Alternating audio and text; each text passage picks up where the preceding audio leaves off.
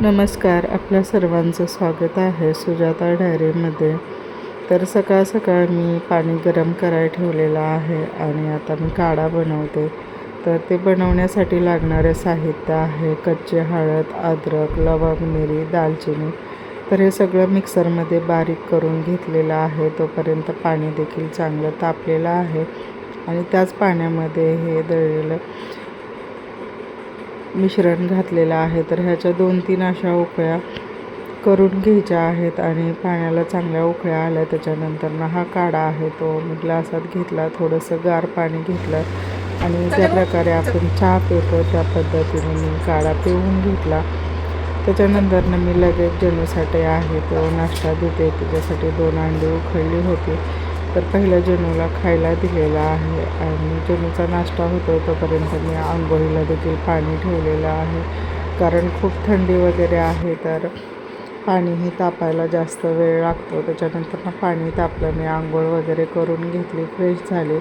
तोपर्यंत आमची जणू देखील उठलेली होती आणि तिचा बॉल होता तो बेडखाली गेलेला होता. त्याच्यामुळे तिने घरात सगळा कालवा करून सोडला होता. तिला बॉल पाहिजे नव्हता.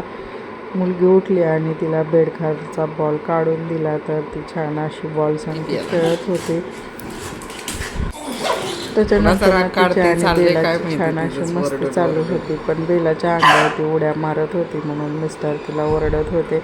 ते इकडे सोफ्यावरच लोळत होते. पण जेनी आहे ती तिला खूप सतवत होती.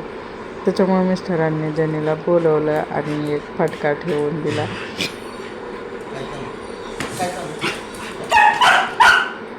त्याच्यानंतर जेनी त्यांच्या संगतीच भांडायला लागली आणि त्यांच्या संगतीची अशी मस्ती चालू होती. त्याच्यानंतर आली माझ्या मांडी वगैरे बसली. मिस्टर देखील उठले, ते देखील फ्रेश वगैरे झाले आणि त्याच्यानंतर मी त्यांना काढा दिला आणि नाश्त्यासाठी उपीट बनवायला घेतलेला आहे. तर त्याच्यासाठी मी 2 पळी तेल घेतलं. त्याच्यात मोहरी, हिरवी मिरची, कढीपत्ता, बारीक चिरलेला कांदा घातला. तसंच टमाटर आणि लाल गाजर, मटर देखील घालून चांगलं मिक्स करून घेतलं. चवीनुसार मीठ घातलं आणि भाज्या शिजण्यासाठी आहे ते पाणी घातलं. पाण्याला 2-3 चांगल्या उकळ्या येऊन दिल्या. त्याच्यानंतर मी अगोदरच भाजून ठेवलेला रवा होता तो रवा घालून घेतला. तर रव्याच्या सगळ्या गाठी आहेत ते फोडून घेतल्या आणि रवा एकजीव करून घेतला.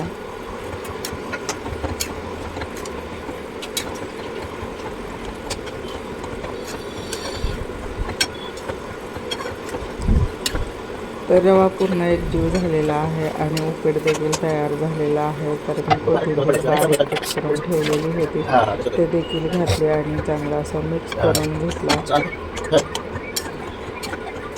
माझा उपमा तयार झालेला आहे. त्याच्यानंतर मी आणि मिस्टरांनी आम्ही दोघांनी नाश्ता करून घेतला.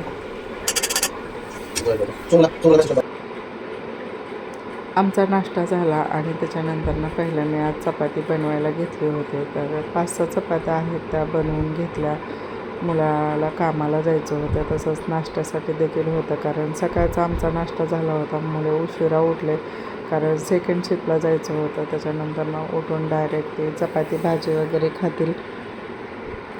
तर त्याच्यासाठी मी 5-6 चपात्या पटकन बनवून घेतल्या आणि रात्रीच मटर वगैरे सोलून ठेवलेले होते. तर आता मटरचे आहे ते एकदम साधी आणि सिंपल अशी भाजी बनवणार आहे.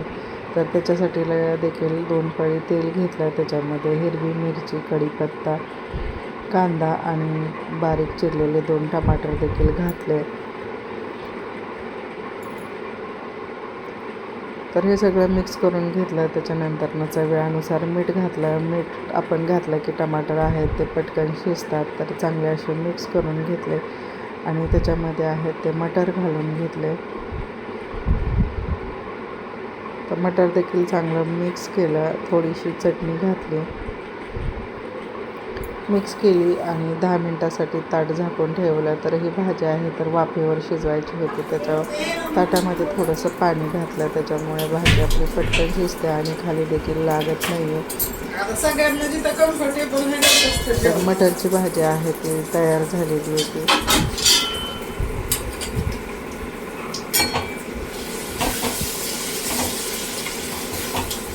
तर भाजी चांगल्या प्रकारे मिक्स करून घेतली आणि त्याच्यात देखील वरून थोडीशी कोथिंबीर घातली.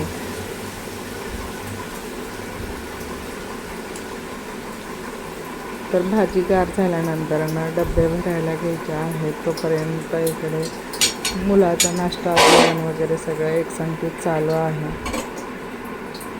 तर संध्याकाळी मुलीने कामावरनं येताना हे सगळं आंबटचे फळं होती ती घेऊन आलेली आहे. त्याच्यात कैरी आहे, चिंच आहे, स्टार फ्रूट आहे आणि दुसरं आवळ्यासारखं लागणारं काय आहे ते आहे. तर हे सगळं आम्ही खाल्लं. तर ते सगळं आम्ही खाल्लं. त्याच्यानंतर संध्याकाळी जेवण वगैरे केलं आणि 2 किलो कांदे आहेत ते बारीक कट करून ठेवले होते. तर हा दुसऱ्या दिवसाचा व्हिडिओ आहे. तर सकाळचं मी लवकरच कांदे आहेत ते तळायला घेतलेलं होतं. तर थोडंसं तेल घेतलं आणि असे थोडे काळसर होईपर्यंत कांदे भाजून घेतले. तर 2 किलो कांदे मी अशाच प्रकारे भाजून घेतले.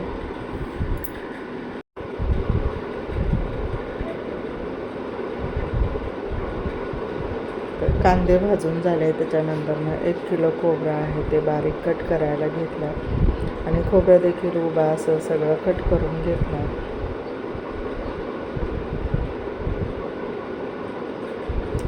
कांदा तळलेल्याच तेलामध्ये आहे ते मी खोबरं कट करून घेतलेलं घातलं आणि खोबऱ्याचा देखील कलर चांगला ब्राऊन काळपट असं होईपर्यंत भाजून घ्यायचं आहे. त्याच्यामुळे मसाल्याला देखील चांगली अशी चव येते.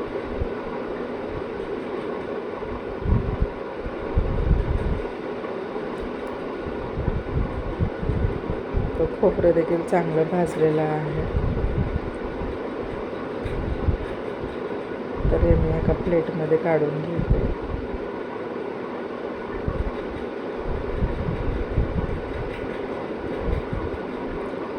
तर हे 4 किलो मसाल्याचं जे आहे ते प्रमाण आहे. तर 4 किलो मिरचीसाठी 1 किलो खोबरं आणि 1 किलोच धने देखील लागतात.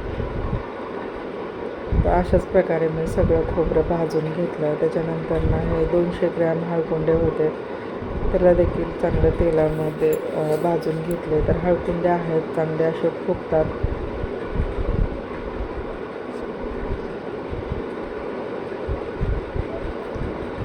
हळकुंडे फुगूस्तर आणि काळपट असा कलर येईपर्यंत त्यांना देखील चांगलं भाजून घेतला.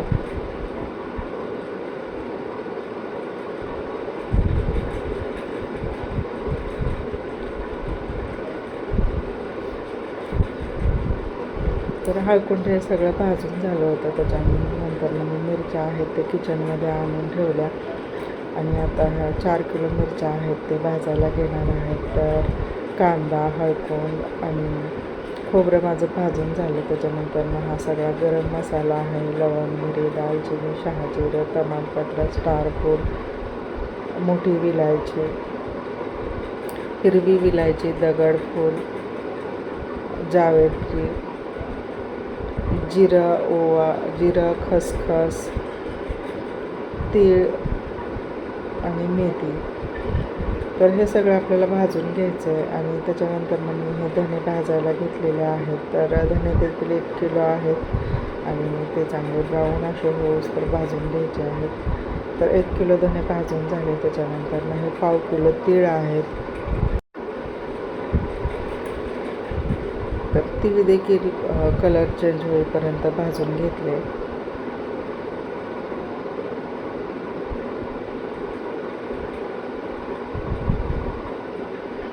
त्याच्यानंतर घेतलेले आहेत मेथी आणि ह्या 200 ग्रॅम मेथी आहेत. तर मेथीला देखील चांगलं असं भाजून घेतलं.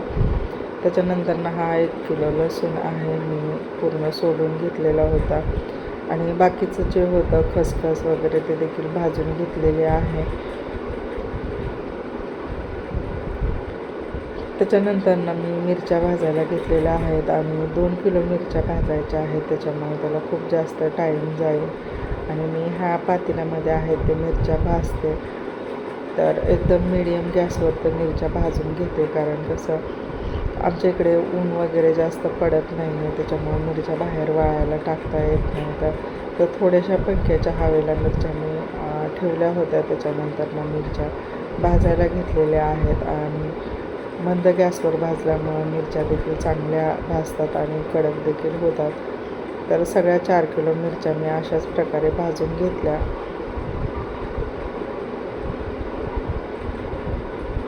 आणि जे तेल आपण कांदा वगैरे तळलेलं होतं त्याच तेलाचा मी वापर केलेला आहे मिरच्या भाजायला देखील.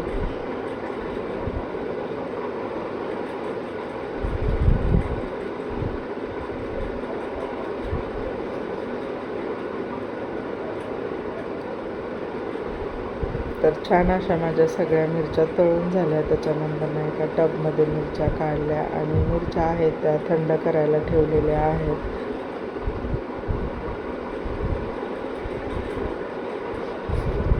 तर ह्याच मिरच्यांमध्ये मी धने वगैरे जो गरम मसाला आहे तो मिक्स करून घेते आणि एका कॅरी बॅगमध्ये बांधते.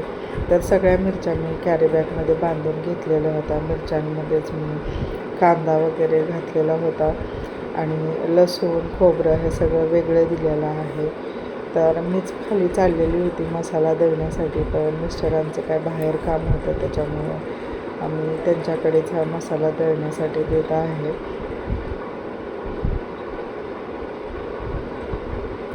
तर ह्या दोन्ही पिशव्यांमध्ये मी सगळ्या मिरच्या भरल्या आणि मिस्टरांकडे दिल्या. त्याच्यानंतर मिस्टर गेले आणि संध्याकाळच्या वेळेला हा मसाला घेऊन आले. तर हा 7 किलोचा मसाला भरलेला होता. त्याच्यानंतर मी हे सोडला आणि टेस्ट करण्यासाठी थोडंसं वाटीमध्ये मसाला काढून घेतला. तर तुम्हाला माझा आजचा हा ब्लॉग कसा वाटला नक्की कमेंट करा.